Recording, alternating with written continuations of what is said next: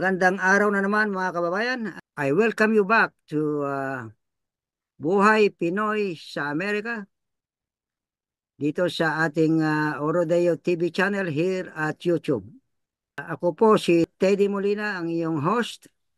At on the other line, ang ating co-host naman si Mr. Dan Nino na nakabase sa Los Angeles at tayo naman ay nandito sa San Francisco. Una sa lahat, gusto naming humingi ng paumanhin sa inyo dahil yung last video namin ay biglang nawala po sa ere at alam kong marami ang nakapansin sa inyo at nakatanggap ako ng messages sa aking messenger line at ako po ay humihingi sa inyo ng paumanhin dahil hindi namin natapos ay itackle yung tungkol sa issue ng pagbibigay ng kanyang legal opinion ni former Senator, now Secretary Juan Ponce Enrile. Ang kanyang opinion tungkol sa nangyaring INC rally or yung rally ng Iglesia ni Cristo sa Luneta noong January 13. Pero bago ang lahat, sa hindi pa nakakaalam, aking co-partner at co-anchor sa vlog na ito ay walang iba kung hindi si Mr. Dan Nino.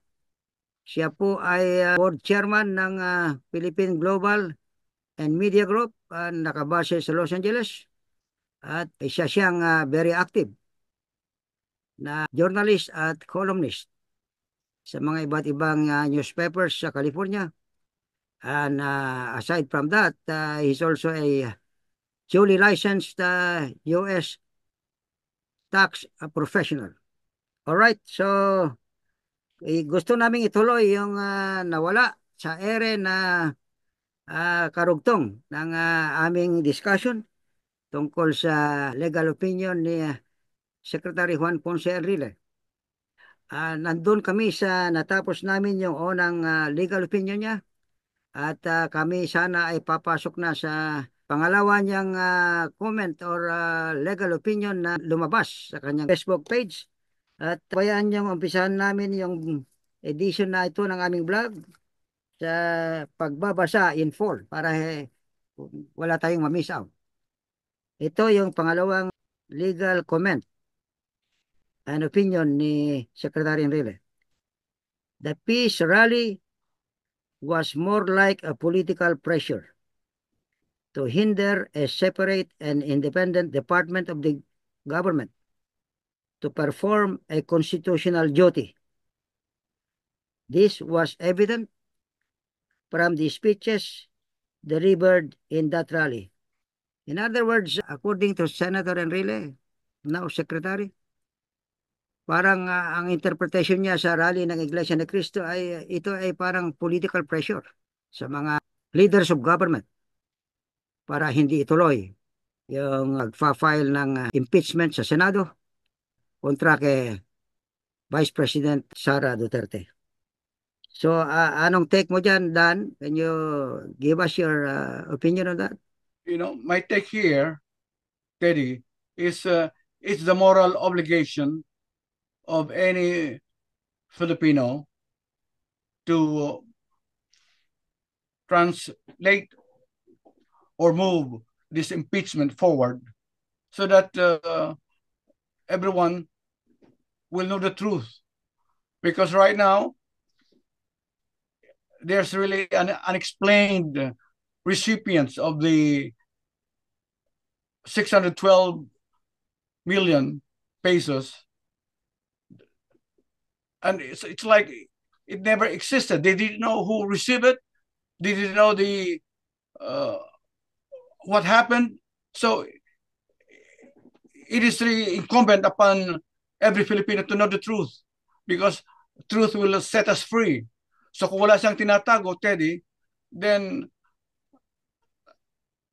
kailangang makalabas yung katotohanan. So, and also, marami ng, according to the survey, marami ng nawawalan ng tiwala kay BP Sara dahil very reckless yung ang usap, reckless yung magsalita. Kaya kung hindi mo ito tutugunan, kung hindi mo ito bibigyan ng pansin.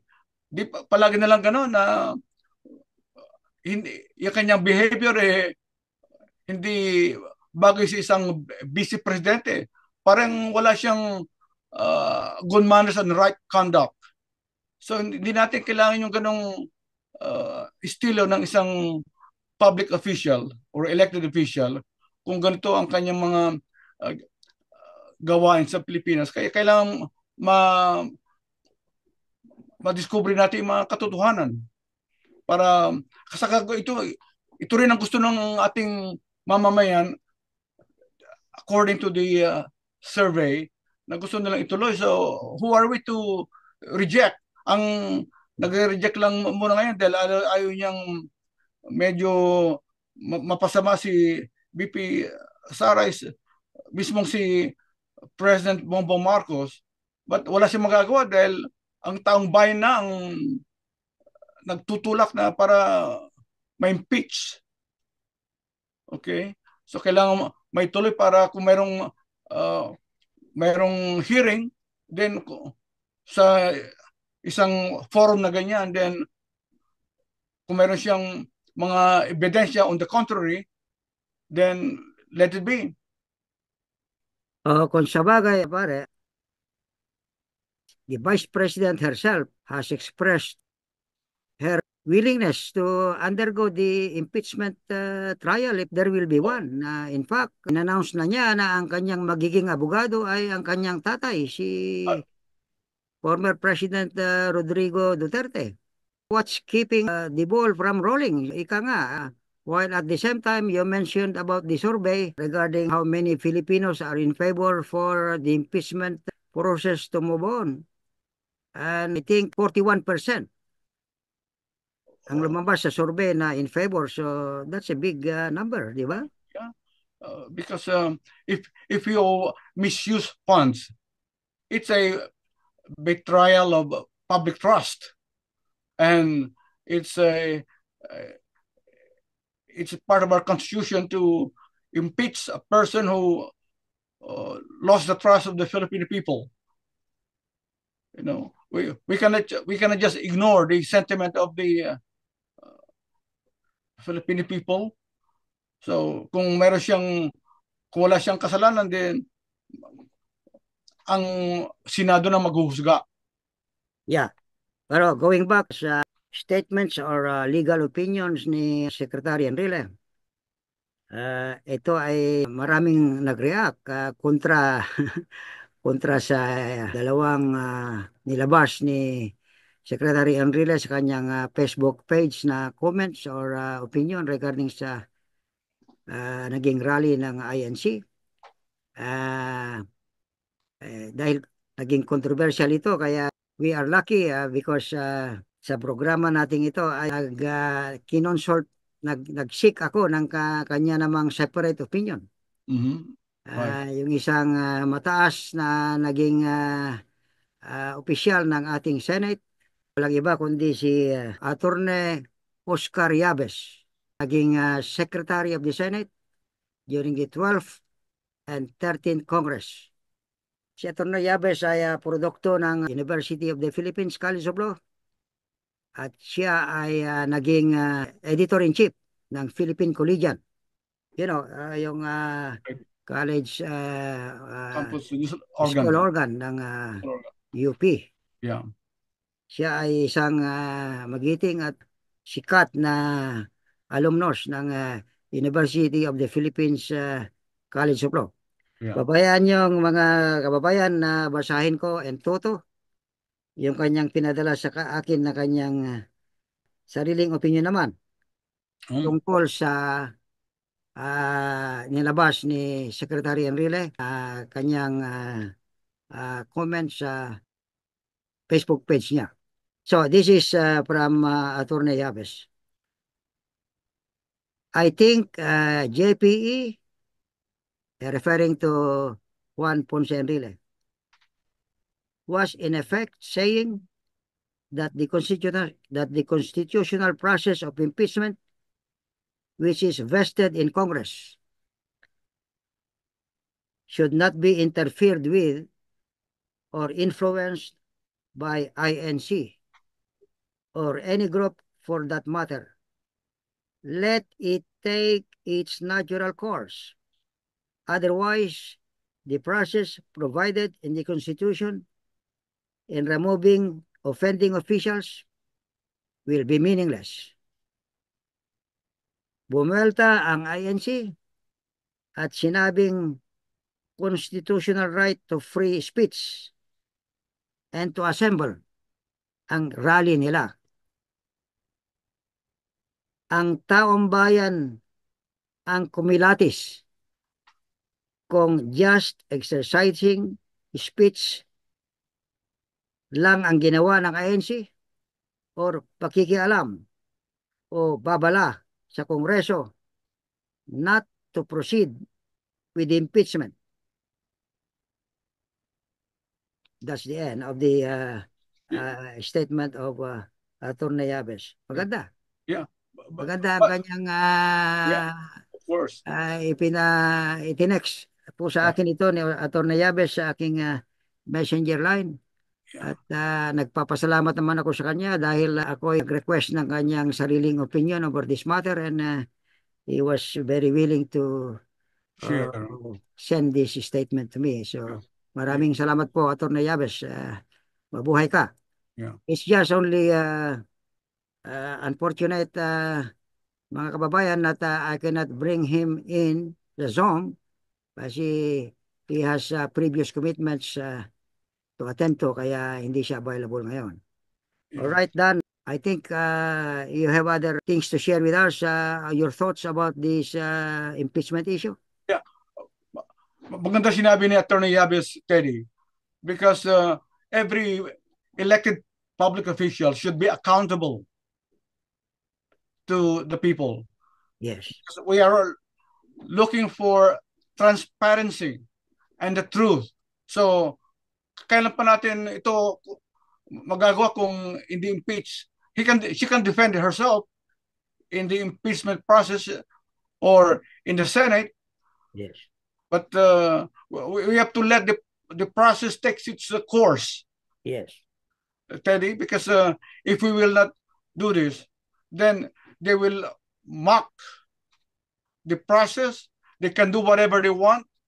They can be licentious and their manners, their speeches, and we don't need this thing to happen because it's dividing the country, dividing the Filipino people. So let's the due process should take its course. Teddy? Yes, again, relative to that, I came across again sa Facebook page ni Secretary Enrile.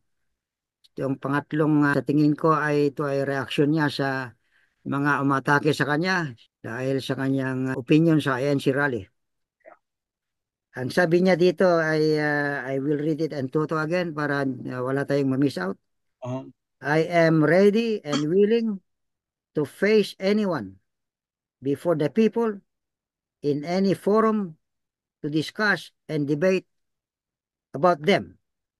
So he was referring to the issues raised against him.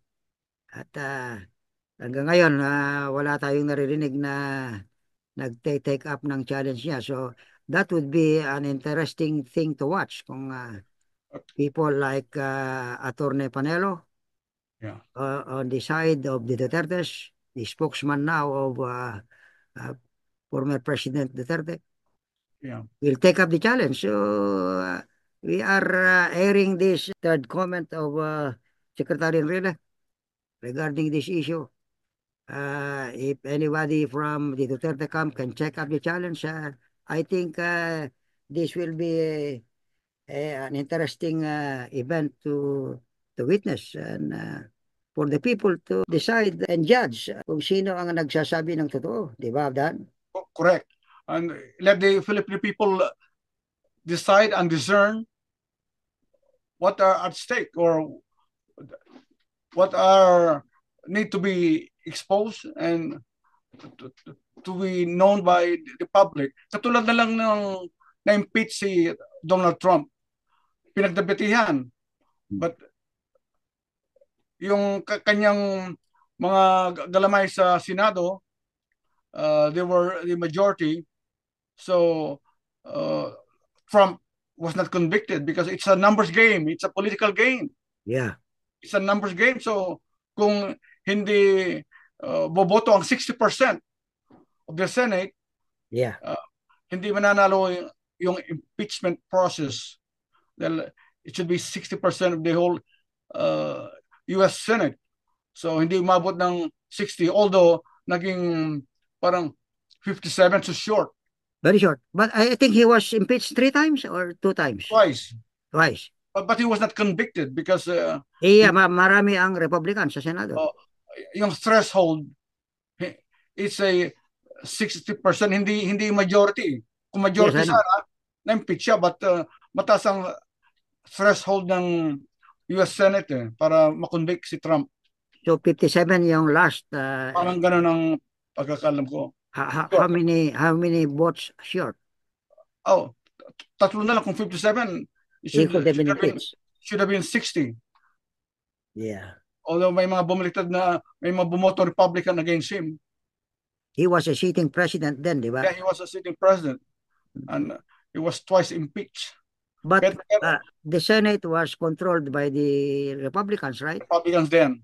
Yes. Pero kahit anong gawin niya, kahit anong gawin niyang to deodorize his abrasive personality, Yeah. his ridiculous, egregious personality or behavior, hindi mo pa rin may tatago yung when the history is written about Trump, hindi mo na may tatago yung kanyang mga ginawang kalokohan, Teddy. The history will judge him. Pero nangyari na yan, pare, pero nanalo siya eh. Wala tayong magagawa. We have to we have to take the bullet for the next 4 years. That's the beauty of democracy, pare. Right or wrong, siya ang gusto ng bayan. At ang nung siya umupo, walang mga oath keepers or QAnon or Proud Boys na protesta. Kasi yung mga napuro ka mga Democrat, kung sila, they are decent people. Itong mga mega supporters ni Trump, talagang ibang kanilang pananaw kay Trump, right or wrong, kay Trump pa rin sila. Kaya ganyan. I think he made good his election promise na ipapardon niya yung mga nakulong na rioters, yung January 6 riot sa Capitol. Na-pardon na nga niya. How many? 1,000 something? 1,500. Wow. So where's the rule of law there? But anyway, Dan, yan ang susunod subject matter natin sa susunod na ating video, right? Yeah. Which will follow after this one. Yeah. Mga kababayan, abangan nyo yung susunod naming video tungkol sa pag-upo ni Mr. Trump. Si Dan and I will tackle his first week in office. So, noong January 20 siya umupo at proceed with our next presentation this weekend, God willing. So, abangan po ninyo yan. That will follow after itong presentation namin ngayon. Correct. Now, going back to the impeachment issue, Dan, sa tingin mo ay wala ng pag-asa, impeachment to ever reach the Senate? Kung gagalaw ang 103 or 1/3 of the members of Congress, kanya gagalaw yan. Pero kung wala silang makuhang 103 votes, hindi uusad yung impeachment process para madala sa Philippine Senate. So in fact nga si mga iba, at narinig ko si Congressman Abante, ang sinasabi niya kulang na raw ng panahon para pag formalize nila ng impeachment process or to vote for the impeachment before proceeding to the Senate. So, yun ang kanilang nakikita kong rason kaya medyo na na hindi masyadong umuusad at not only that nga after this quarter malapit na naman ang eleksyon. So baka wala doon silang panahon. So I don't know if there's an alibi o na That's an alibi sa tingin ko, yung walang panahon. There is oh, always enough time for that. yeah. Kagaya ng sinasabi nila sa Tagalog, kung gusto, may paraan, di ba? Oh, Kung ayaw, maraming dahilan. maraming dahilan. Correct. Ang Tama nawi-witness kung natin ngayon ay maraming dahilan. yeah, kung talagang seseryosohin ninyo Yeah. magagawa yun pero kung medyo alanganin kayo, hindi mangyayari yun. So, you have to bear with the Vice President for the next 3 years. Na she I will do think, whatever she wants. yeah, I think itong eleksyon ang dahilan talaga, pero for another reason. Oh, yeah. Karamihan sa kanila ay running for re-election. Ay, Itong correct. sitting congressman natin. At parang naniniwala ako sa sinabi ni Senate Secretary Enrile na itong INC rally ay parang exerting political pressure, Correct. to Isa quote yun. him, political pressure to quote his words. Yeah. And part of that political pressure may be being felt now by the congressmen Correct. because Correct. Yeah. alam mo na, the INC members vote as a bloc Correct. at ang mga congressmen na maraming Iglesia ni Cristo members sa kanilang distrito Oo. ay palagay ko takot sila na Pero pumirma dyan sa impeachment complaint. pero uh, as of now, ang population ng Iglesia ni Cristo in the Philippines is 3 million while the Catholics are 80 million. I know, yeah, Approximate. 2.8 million yata ang Iglesia ni Cristo, Yeah. more or less. 3 million. So, uh, So, mas marami ang Katoliko. siyempre, 80 million throughout the country. The problem is Catholics are more independent voters than Correct. They don't INC members vote, pa rin. they don't vote as bloc. They don't usually follow their pastors. Yeah. Tayo mga Katoliko, we have a mind of our own. Yeah. Unlike sa INC, kung anong INC. sinabi ni Mr. Manalo, yan ang batas. Yun ang susundin nila. Yun ang hirap.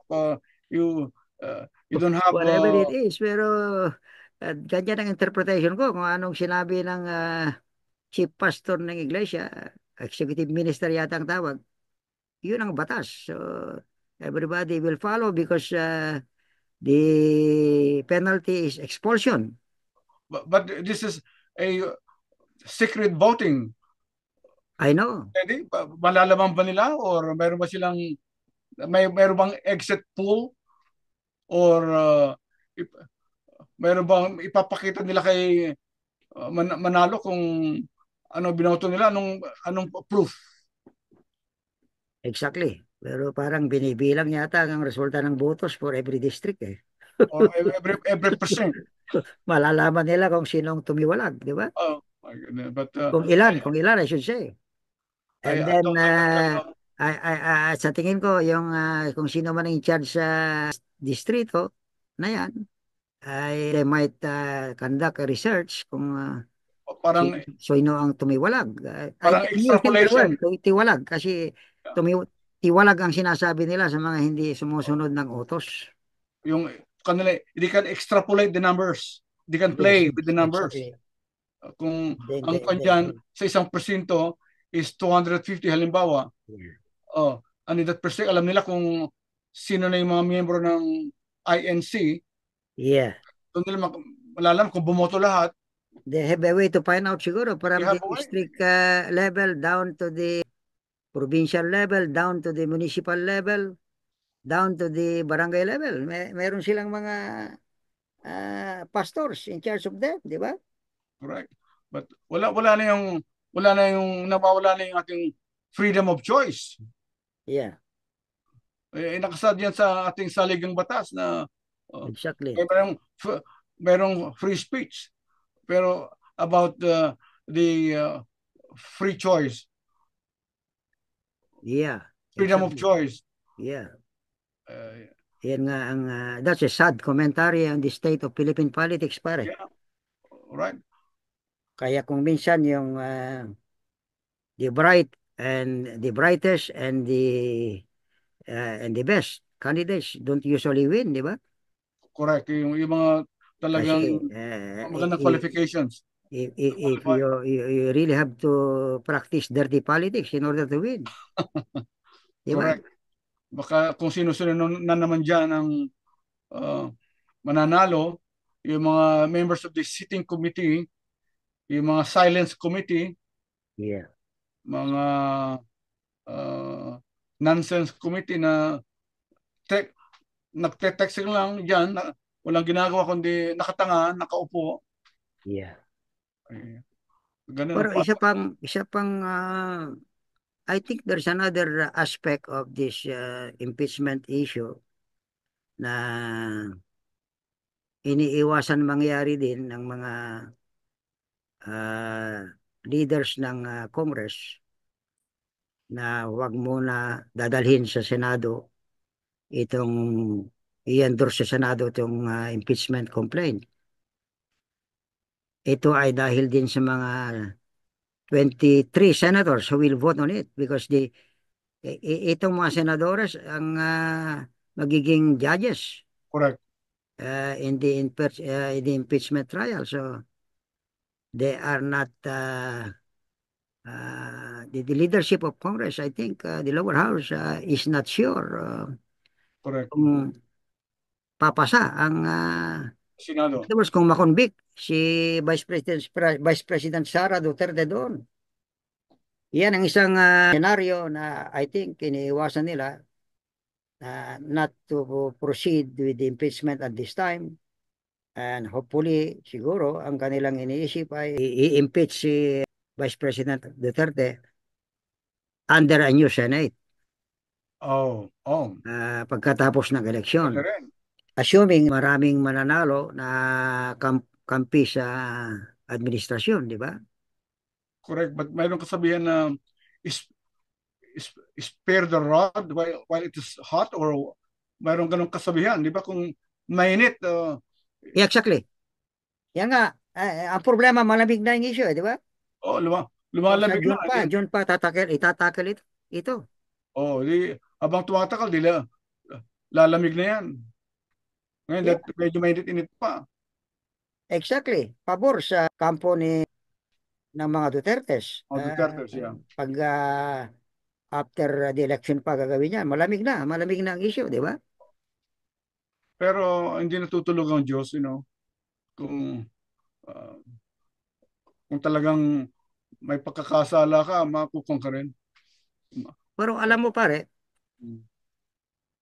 at this time, kasi, iniisip ko, yung mga progressive forces at iba pang mga pabor sa kampo na pabor sa impeachment, bakit wala silang galaw? I mean, sa interview lang sila nagsasabi ng kanilang mga saloobin. Bakit hindi sila rin magprotesta sa kalsada? Na sanay naman nilang gawin yon, di ba?